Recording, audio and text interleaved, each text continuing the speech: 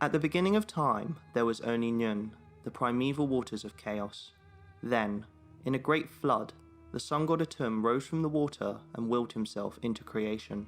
Atum then created air, a son he named Shu, and moisture, a daughter he named Tefnut. They were the first divine pair and soon had children of their own, the earth named Geb and the sky called Nut. The second divine pair then had 4 children of their own, Osiris, Isis, Seth, and Nephthys, completing the group of 9 primeval gods known as the Aeneid. Osiris then married his sister Isis, and the two ruled over Egypt together in an unprecedented time of peace and prosperity. However, their jealous brother Seth desired the throne for himself and murdered Osiris, dismembering his body and scattering the parts across the land. Isis then searched for the pieces of her husband's body, and with the help of her sister Nephthys, was eventually able to collect them. With the help of the scholar god Thoth and the funerary god Anubis, Isis was able to reconstruct Osiris, creating the first mummy. Osiris impregnated Isis after his resurrection, however he was too weak to remain in the world, instead travelling to the Duat, the land of the dead where he became lord. Seth then took the throne for himself, forcing Isis to flee and give birth to her son Horus in hiding. She raised Horus until he was an adult and able to challenge his uncle Seth for the throne. After a violent contest, the case was settled in a divine legal trial hosted by the Aeneid. Acting as judge was Geb, god of the earth, who ruled in favour of Horus, who then took his rightful place as king of Egypt. Future pharaohs claimed descent from Horus, with it being this divine ancestry that gave them the right to rule.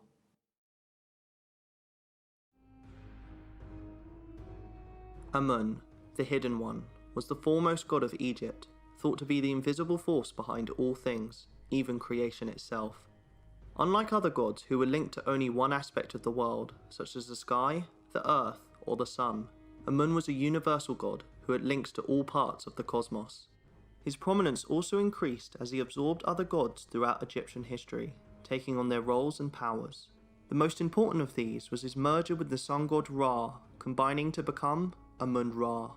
In this role, he became linked with the sun, which was an essential part of the Egyptian world. It is in this combined state that Amun-Ra rose to prominence, becoming Egypt's chief deity and king of the gods. Amun became so widely worshipped that he came close to becoming the sole deity of Egypt, with the other gods merely being aspects of his great power.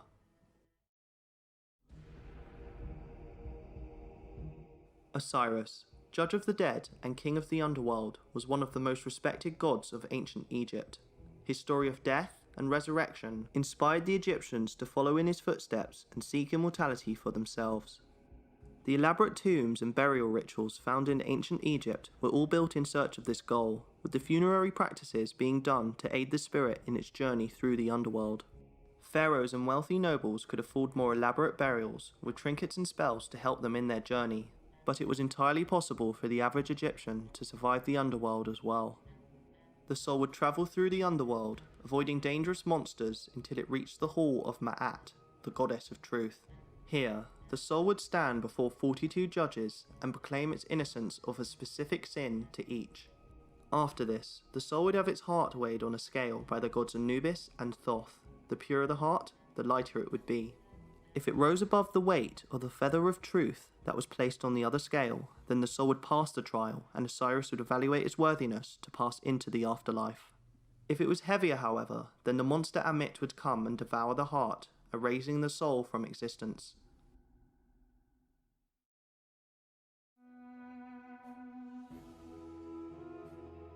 Egypt's most important goddess, Isis, was so beloved that her worship practically eclipsed that of her husband, Osiris.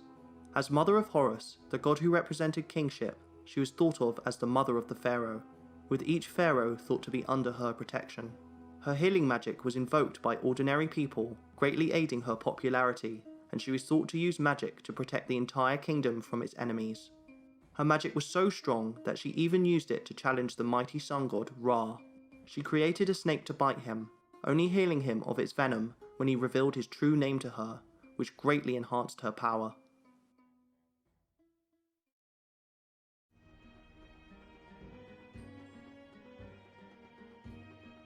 Son of Isis and Osiris, and god of kingship, Horus took an important place in the pantheon of gods. As the mythological rightful king of Egypt, each pharaoh was thought to embody Horus during life and his father Osiris during death.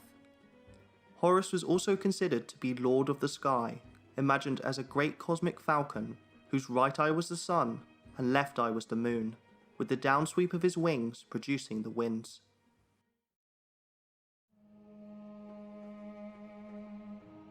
Seth, god of chaos and destruction, opposed the harmony presented by the divine triad of Osiris, Isis, and Horus. Known as the Red One, Seth personified anger, violence, and was often thought of as the embodiment of evil. He was a god of the desert, or red land, threatening growth and vegetation that was needed for life itself. As the mythological opponent of Osiris and his rightful heir Horus, Seth represented rebellion and discord within the kingdom. Seth was thought to express himself in the world through crime, disease, civil unrest, and foreign invasion.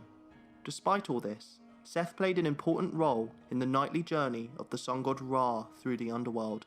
Every night, Seth would travel with Ra in his bark until the serpent Apophis, Ra's mortal enemy, attacked. The serpent would hypnotize all the gods, including Ra, and would only be resisted by Seth, who would stab it with his spear, repelling the beast.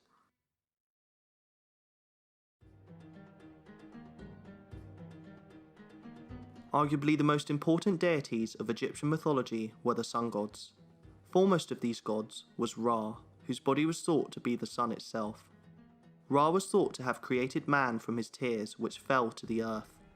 He then created kingship and ruled over his subjects as the first king, until he became old and weary.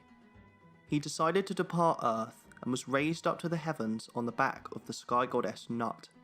It was here that he became king of the heavens, now ruling over the gods instead. It was thought that the scarab god, Khepri, represented the morning sun as he pushed the solar disk from the horizon to the sky, in the same way scarab beetles roll balls of mud along the ground. Ra represented the midday sun as he sailed across the sky in his day bark from sunrise to sunset, accompanied by an entourage of gods. The creator god, Atum, was then thought to represent the setting sun each day. At nightfall, Ra entered the underworld on his evening bark and fought off his nemesis, the giant serpent Apophis, with the help of the gods travelling with him. Ra was rejuvenated on his nightly trip and was reborn anew each day at dawn to repeat the process all over again.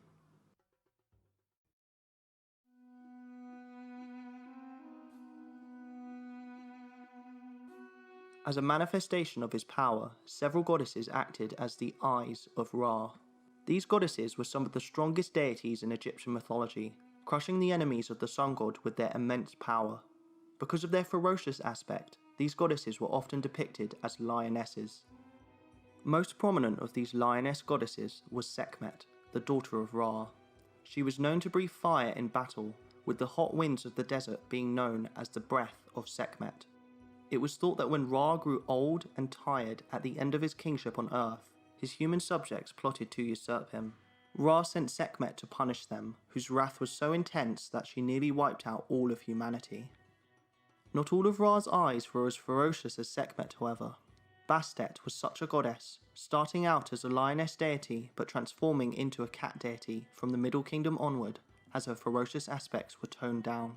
She still fought for Ra, helping battle his eternal foe Apophis, but was also a protective deity, watching over women during pregnancy and acting as a nurse to the pharaoh. Some of the eyes took the form of a cow, symbolizing their procreative role. One such goddess, Hathor, was the goddess of women and motherhood and was strongly connected with female sexuality. She was thought to watch over conception and childbirth. She was sometimes depicted as either the mother or wife of Horus, the god of kingship. Thus the pharaoh was called the son of Hathor, and queens were associated with the goddess. She was also linked to the afterlife, with women eager to assimilate with her after death, in the same way men wished to assimilate with Osiris. Neith was another eye of Ra who took the form of a cow. In some accounts, she predates creation itself and was the creator of Ra, his enemy Apophis, and of mankind itself. She therefore embodied a maternal figure for both gods and humans. She was the mother of the crocodile god Sobek and was thought to care for all the crocodiles of Egypt. Her maternal side was contrasted with her warlike role, where she was said to be a master archer.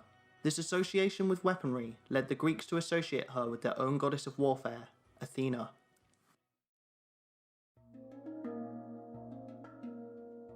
Ptah was the god of craftsmen and the patron of the great city of Memphis, which was the first capital of Egypt after its unification around 3000 BCE. It was the view in Memphis that Bataar was responsible for creation, with him creating the world through thought and creative words. He was believed to be the sculptor of the earth, forming the planet and much on it on his potter's wheel. It was Bataar that created the arts and crafts, who then shared his gifts with humanity.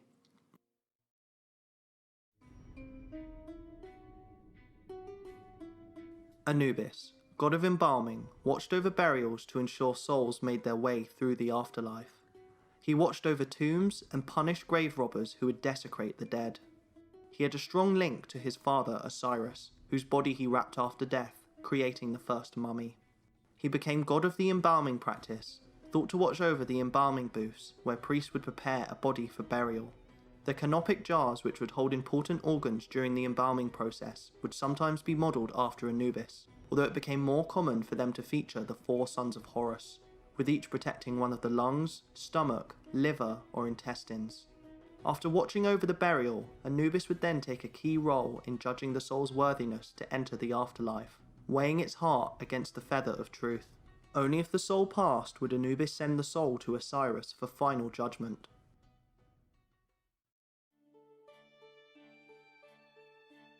Thoth was the god of writing and knowledge, along with balance and harmony.